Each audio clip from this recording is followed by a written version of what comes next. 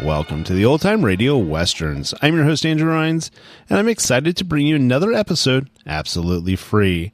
This is one of over 80 episodes released monthly for your enjoyment. Now, let's get into this episode. The Lone Ranger.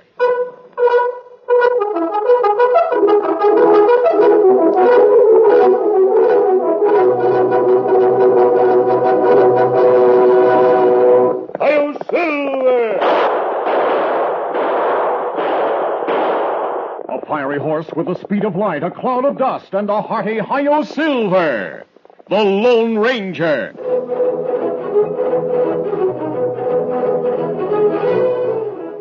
Before this exciting adventure, a word from our sponsor. Remember way back when you were a kid growing up, you always found time to make a side trip to the little grocery store down the block. That's where you'd find the big display of Mickey snack cakes. Remember? Didn't it make you happy to pick up a Devil Delight and take a whiff? What a chocolatey smell.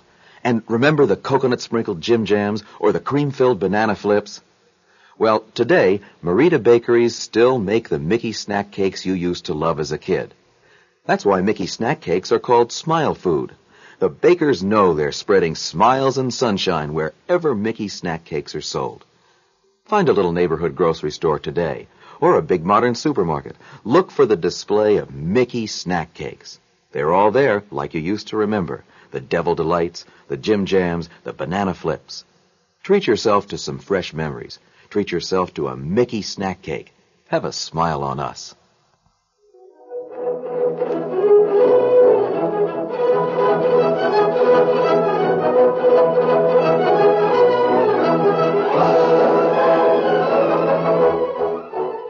With his faithful Indian companion Tonto, the daring and resourceful masked rider of the plains led the fight for law and order in the early western United States. Nowhere in the pages of history can one find a greater champion of justice. Return with us now to those thrilling days of yesteryear. From out of the past come the thundering hoofbeats of the great horse Silver. The Lone Ranger rides again. Come on, Silver. Let's go, big fellow. Hi-yo, Silver! Hooray!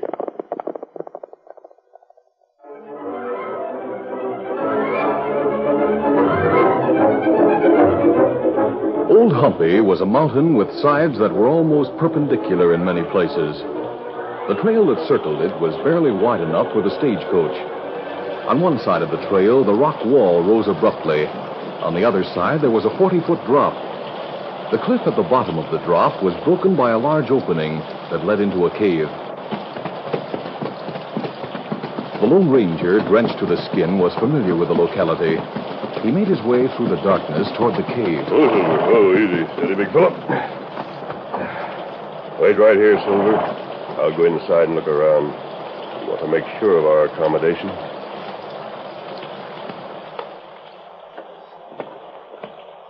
When the masked man was in the shelter of the cave, he drew from his pocket a bit of candle and lighted it with a match from a waterproof case. While he was inspecting the cave, he heard the sound of hoofbeats echoing faintly.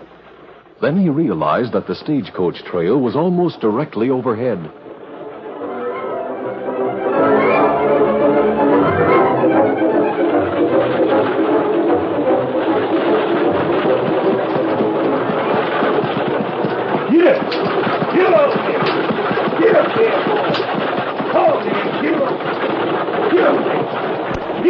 Both Randy and the guard squinted against the driving rain as they neared the most dangerous part of the trail.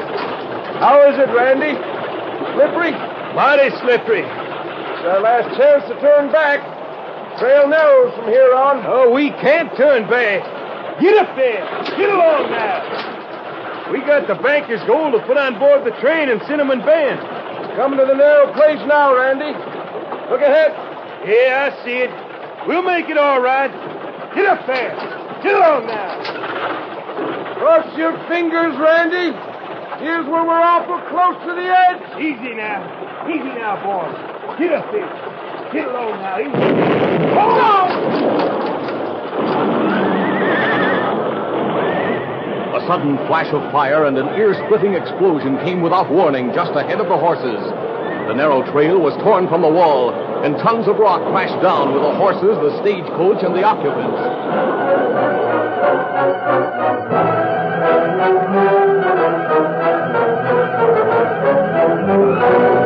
The Lone Ranger had been inside the cave at the time of the blast. He was sealed there by the rocks that closed the entrance. Silver had fled in sheer terror, but after the rocks stopped falling, he returned to the sealed-up opening. He knew that his master was somewhere beyond the heavy stones. He pawed at the rocks, and then he stopped and raised his head. Then he pawed again. Silver! Silver, boy! The voice of his master came through crevices. Silver! Get Tonto! Understand, Silver! Get Tonto! Silver didn't want to leave his master, but the command was unmistakable.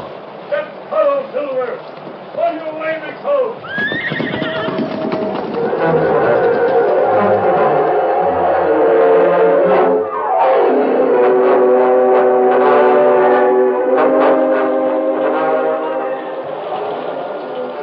Darkness had fallen.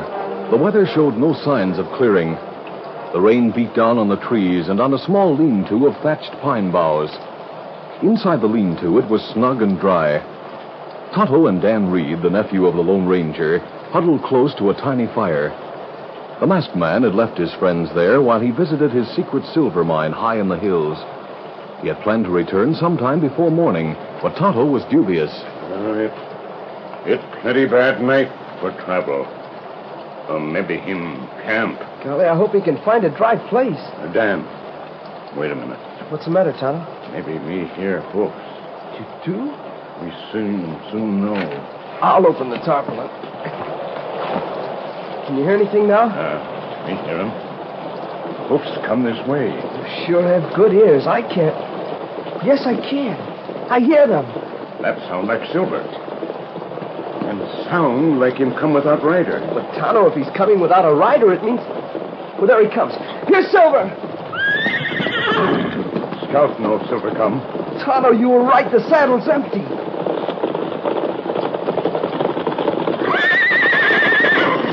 Come, Dan, we go see.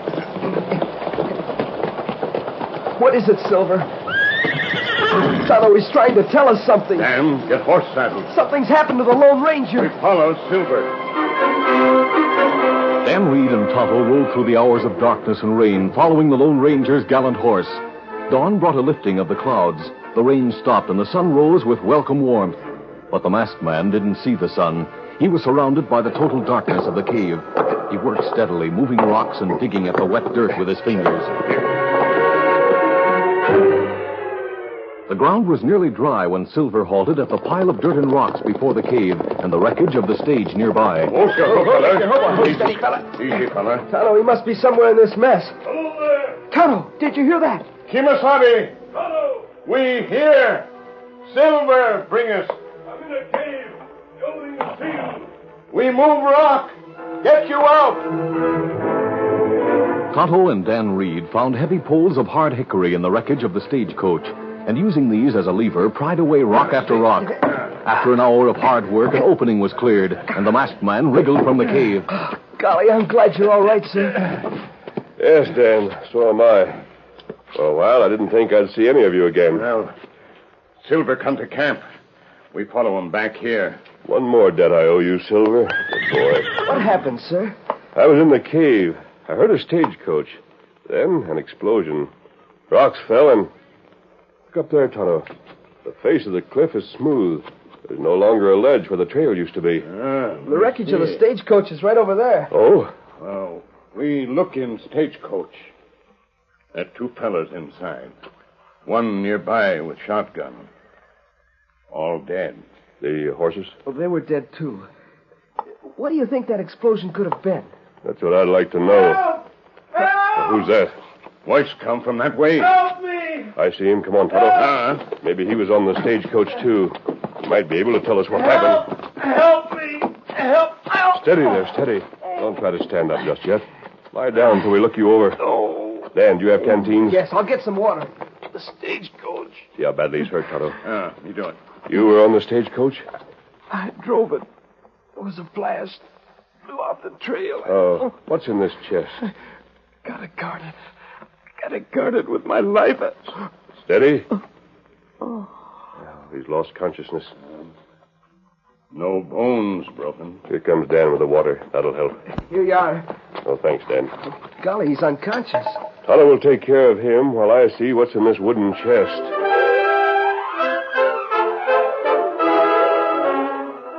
We'll continue our Lone Ranger adventure in just a moment.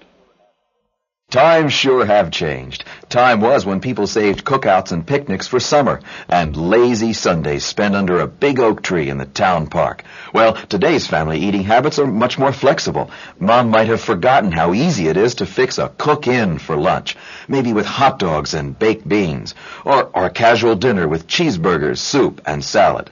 And as you're planning your easygoing meals, don't forget to invite Merita, as in Merita hot dog and hamburger buns. Remember Merita? We're the people who bake while you sleep. That's the only way Merita can promise you'll find the freshest rolls and bread and cakes the very next day on your grocer's shelf. But remember, we bake our famous hot dog and hamburger rolls all year long. So relax a little. Plan quick and easy meals your family will love. And don't forget Merita. Merita enriched hot dog and hamburger rolls. We're not just a summertime thing.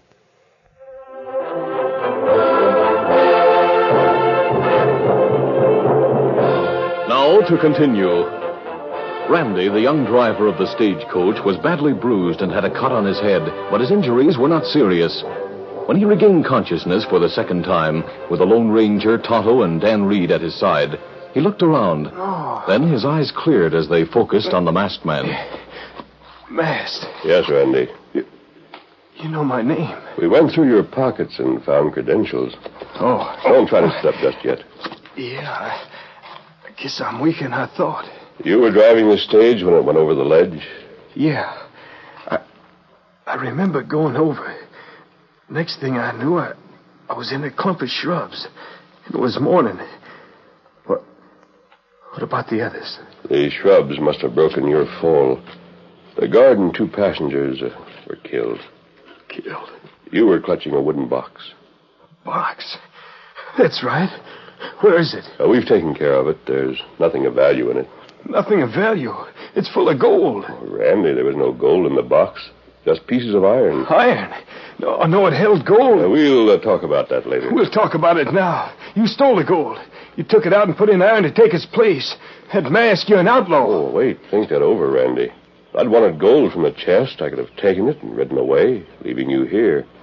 Might be days before anyone found you. There's no stagecoach due for over a week. Yeah. I'd have no reason to replace the gold with iron. Oh, of course not. But that mask... We want to help you, and we want to find out who caused the explosion that took 3 lives. And nearly took yours. Iron in the chest in place of gold. The chest was locked. Yes, I broke the lock. While you were unconscious, I rode around the side of Old Humpy and found a path leading to the ledge. But the ledge is gone. It's blown away. Oh, right here, yes. But the trail hasn't been damaged around the bend. Oh. At one point on the trail, there's an overhang. And underneath that overhang, the ledge was fairly dry. Not much rain got in there. Well, what about it? I found some footprints of heavy boots. Also, the marks of horses' hoofs. Both boots and hoofs had tracked in mud from the trail. I wonder who'd travel that road on horseback. Well, someone rode in beneath the overhang, dismounted and went out on the muddy trail on foot, then returned to his horse.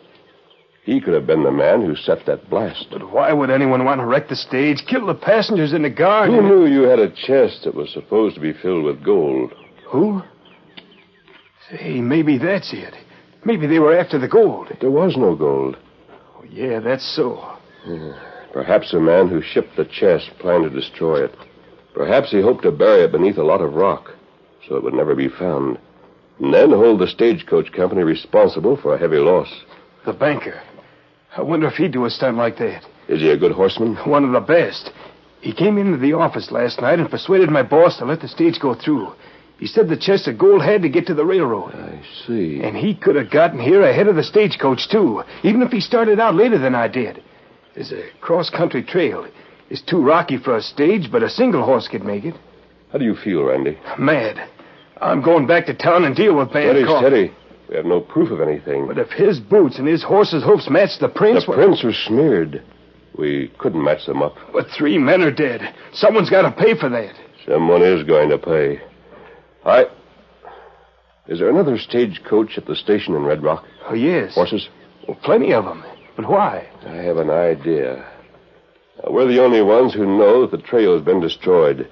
If you feel up to it, I'll take you with me on Silver. Oh, I'm all right now. Good. I have some old clothes in my saddlebag. They once belonged to a prospector. They'll be large for you, but they'll be better than the ones you're wearing. Clothes? But for what? These clothes With those clothes and a battered old hat and a mask, no one will know who you are. Why shouldn't anyone know who I am? Because we want the killer to think that everyone perished. Tonto, we'll have to wrap those others in blankets and take them into the cave. We'll send the coroner for them later, after we have found the man who killed them.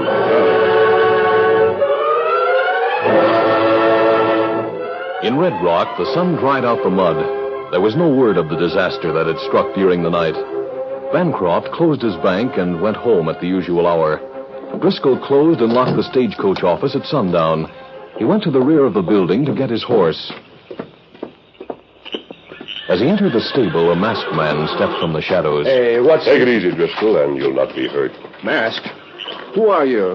What do you want? We're going for a ride in one of your coaches. A ride? I'm sorry, Driscoll. This is high-handed. But I think the end justifies the means. What are you going to do? Where are you going? Right over here, please. The horses are already in harness. Keep an eye on him, Tonto. I'll be back with the banker as soon as possible. Me do it. A banker? You mean Mr. Bancroft? Yes, he's taking a trip with us. Easy, steady, Silver, steady. Come on, Silver.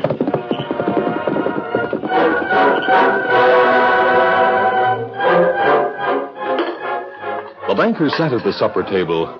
He thought he was alone in the dining room until he heard a voice that was low and well modulated behind his back. Don't make a noise, Mr. Bancroft. Push your chair back from the table and turn around slowly. Who are you? What do you want? Masked. I'm sorry, but you'll have to finish your meal later. Put down that gun. If you think you can come into my home in this manner... I am in your home. And I'd advise you not to shout and bring the cook from your kitchen. What do you want? I've come to you because I want the most responsible man in town to go on a stagecoach ride. Stagecoach ride? Come on, Bancroft.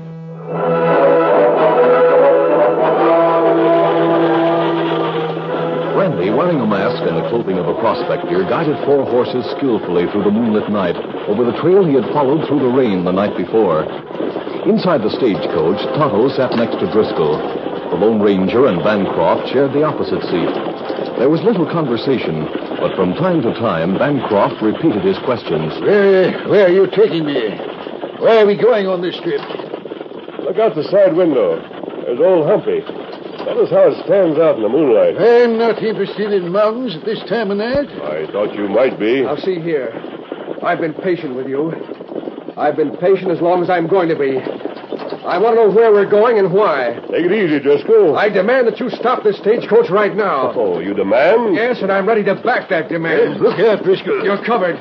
Sneak gun, huh? Tell that driver to stop at once or I'll shoot. Be careful with that thing, Driscoll. I can use it. I won't hit you. On a trail as rough as this, it's pretty hard to handle a small gun. Especially when the man who sits facing you can kick. My arm. Take him. Got it? Let go. Let go. Keep the gun, Tonto. You... Now sit back there and be quiet. You haven't much farther to go. Now, listen, I wouldn't have shot you. I was just trying to bluff. But tell your driver to stop. Tell him to stop right now. Why? Don't ask questions. Just tell him to stop, that's all. We've farther to go. Oh, no. No reason to stop here, Driscoll. But we're on the ledge. We're going around Old Humpy. That's right. It's the usual trail. Driscoll, what's the matter with you? Stop. Driver, stop the stage. In the name of mercy, stop or we'll all be killed. Why should we be killed? This trail It's a regular trail. It's used every week. It was used last night. Get up there! Get up! Come on, boys, it's big time! That voice, it can't be... Stop the stage, I tell you. The ledge ends. The trail is gone. We're gone. What do you mean? We'll all be killed. As soon as we get around the next bend, we'll drop off. Oh, so it's you, Driscoll. All right, Randy. You can stop here. Randy, you called him Randy. You're the one, Driscoll, who set a blast. You destroyed the trail. No, I didn't. How do you know there is no trail? I didn't. Driscoll, what does he mean? I'll tell you what I mean, Bancroft. The stage went through here last night with your chest. It was blown off the side of this mountain. Yeah? The chest held nothing but iron. Iron? Yes. You and Driscoll were the only ones who knew about the gold. For a time, I thought you had plotted to cheat the stage line. But Driscoll's guilty knowledge betrayed him. I heard Driscoll. Randy, it is you. You bet it is. And I can take the mask off now, you murdering polehead. Where's the gold? The gold. Between the time you accepted the chest for shipment and the time the stagecoach left Red Rock, you took out the gold and replaced it with iron. No, I'll make the killer squeal. Oh, wait. Let me have him. Oh, please. I'll drag him out of here and toss him over the side of this trail. Don't. Let him die on the rocks below, the same as Charlie Pike, the guard, and those two passengers. Oh, no, Randy, let me go. Where's that gold? Come on, Driscoll. Don't let him kill me. Don't let him. I didn't mean to kill anyone. I have a right to a trial. The law. The law right here is what we make it. Bancroft, stop them. I'll give you back your gold. It's in my desk. All right. All right, Randy. Let him go. Me got rope ready. Tie him up, Tonto. So this is why we took the ride, Get out of the stage now. Can you turn it around here, Randy? Just about. The trail there is just ahead. Dan, tie Tonto's horse behind the stage. You can go back to town with me. Right. By the time you get back, Randy, the coroner and the sheriff will be waiting for you. Oh, Mr. Bancroft. Eh? You and Randy are witnesses to Driscoll's confession. We certainly are. And the gold in his desk will clinch the case. Why did I do it? I should have known better. I was just looking at that lock. I tried a key, and it fitted, and I was tempted. Randy, you and that masked man deserve a lot of credit. It was his idea, Mr. Bancroft. I'll see that you are rewarded. I'd like to reward him, too. I don't think he'd take a reward, sir. Yeah? You see, he's the Lone Ranger. I'll silver!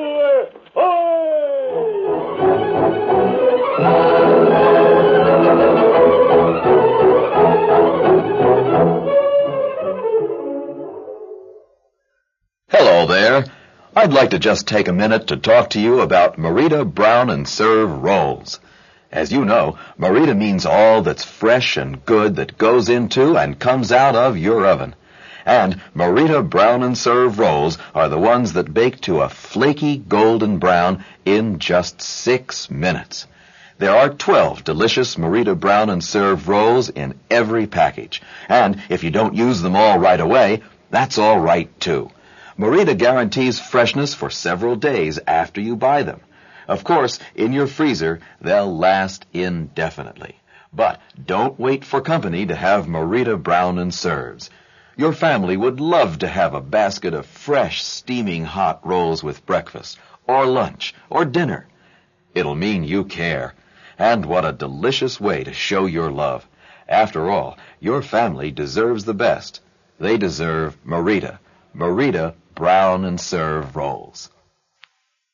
Listen to the Lone Ranger. On the following Saturday night, the Lone Ranger and Tonto rode toward the Mandan village to visit their old friend, Chief Corn Planter. As they approached the crest of a hill, they saw a red glow and heard distant shouts and cries. Tonto, something's going on in the village. It looked like fire. Come on, Silver. Look down. Urging their horses to greater speed, the masked man and his Indian companion soon reached the hilltop overlooking the village. They saw fire arrows flying through the air, and many of the Mandan houses were in flames. Come on, Tonto. A moment later, as he rode downhill, the Lone Ranger shouted, The attackers are riding away. Open fire on them. The raiders made no attempt to return the gunfire. Bullets struck one man in the shoulder and another in the arm, as the terrorists, with backward glances, spurred their horses and fled. Them right way, Kimosabe. Let them go. Right in. Close, Silver. Oh. As Scout and Silver came to a halt within 50 yards of the nearest burning cabin, the Lone Ranger said, Tonto, there's a bright moon. I'm sure you'll be able to see the trail of those men. That's right, Kimosabe. I'd like to know where they go. Ride past the village and follow the trail. But stay far enough back so the men will not know they're being followed. Be savvy. Easy, steady, big fella. Meanwhile, I'll find out what happened to the Mandans. You leave Silver here? Yes, it's far enough back so he'll not be bothered by smoke and sparks if the wind changes.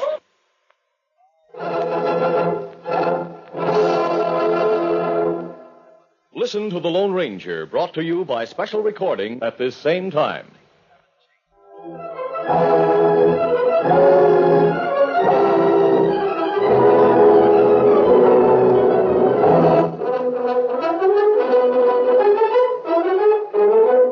The Lone Ranger, a copyrighted feature of the Lone Ranger Incorporated, is produced by Trendle Campbell Muir Incorporated. The part of the Lone Ranger is played by Brace Beamer. Your announcer, Fred Foy.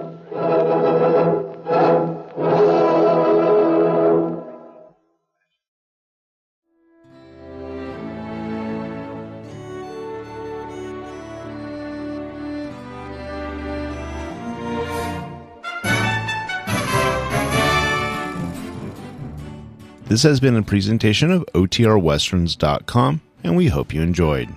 Please take some time to like and rate this episode within your favorite podcast application.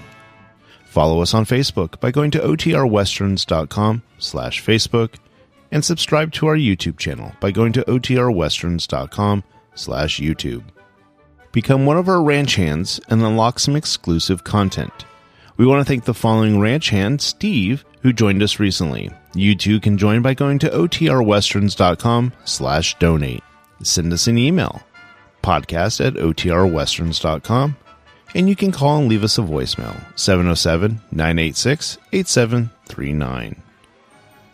This episode is copyright under the attribution, non-commercial, share-alike copyright.